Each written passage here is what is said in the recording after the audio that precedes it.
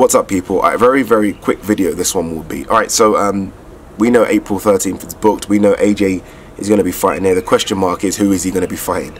Right, so the runners and riders really are Deontay Wilder if he beats Tyson Fury and if there isn't a rematch put in.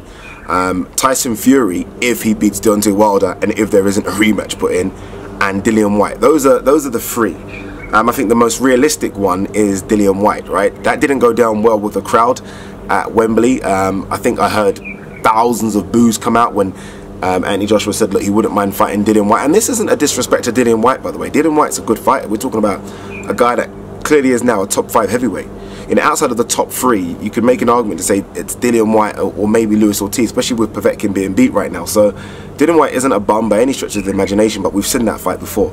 We've seen it before, and I think it plays out exactly the way it played out before. I think Dillian Whyte has got better, but I think Joshua's also got better.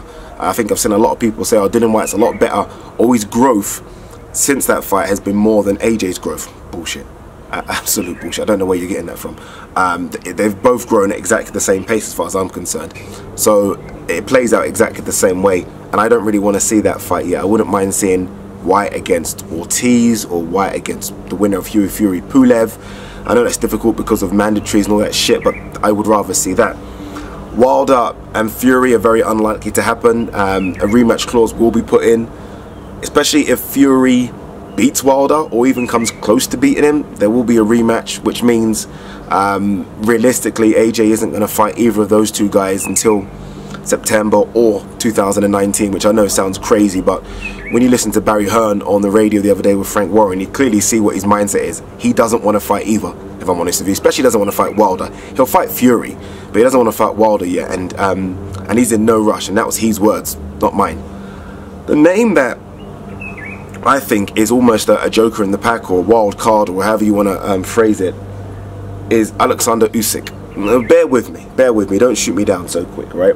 We're talking about a guy that literally is the cruiserweight king now, holds every belt as well as the Muhammad Ali trophy for whatever that's worth, but he holds that as well. And now he's going to fight Tony Bellew on British soil. And let's be honest, I think most people, 9 out of 10 people, haven't beaten Tony Bellew convincingly. Probably could stop Tony Bellew, I think. If he does that, if he dominates Tony Bellew live on Sky pay-per-view, and then he screams and calls out for Joshua, he won't have to go behind the queue. This isn't a guy, remember, this is a guy that's clearly said he wants to go to heavyweight. He's having this fight against Bellew now because it makes a huge amount of money, but he's cleaned up the division. He's cleaned up. This is a guy that wants to go to heavyweight. This is a guy that's fought as heavyweight as an amateur. Remember, obviously, everyone's probably seen the video of him beating Joe Joyce. Don't know what that means or for whatever it's worth, but he did beat him. He's not going to have to go behind the queue. He's not. He's a guy that holds all the belts and he's jumping up trying to say, look, I want to challenge, I want to go up. Almost similar to what Roy Jones did when Roy Jones went up to heavyweight. Roy Jones didn't have to have 2 or 3 fights at heavyweight. At the time, Roy Jones was like, just give me the heavyweight champ. Fought John Ruiz. He might just jump the queue. They'll bill it as champion versus champion. There'll be like 10 belts in the picture. The picture couldn't be big enough for all the belts these guys have got. And it's an option. It's an option. There was a time when I did a video, maybe 3 or 4 months ago, when Usyk beat Gassiev. And I said, no, Usyk doesn't have a chance with the big boys. And then I did watch Povetkin versus Joshua. And obviously, look, Joshua had the equalizer. But the smaller Povetkin was able to cause Joshua some problems with his nimbleness, with his quick feet, with his movement. And I was watching Usyk versus Gassiev. And yeah, Usyk's a lot smaller than Povetkin. But I think if this guy can put on a bit of size, with his speed and boxing ability, I mean, isn't the worst fight in the world.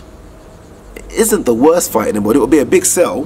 But again, I think the sell was down to how Usyk performs against Bellew. If Usyk smashes Bellew or runs through him, don't be shocked. Don't be shocked or don't be surprised if somehow Usyk jumps the queue and gets Joshua. As crazy as it sounds, he's called out for Joshua. Eddie Hearn has done interviews saying that Usyk versus Joshua could happen. Joshua, I think, has mentioned he wouldn't mind a fight against Usyk. These are all small things that we need to listen to, people. These are all little clues. And him fighting Bellew in the MEN Arena in front of UK fans and putting a number on Bellew, which might or might not happen, could get the Joshua fight. Could mean he gets the Joshua fight. Just saying, it's a wild card. I'm not trying to say it's going to happen. I'm trying to say, don't discount it from happening.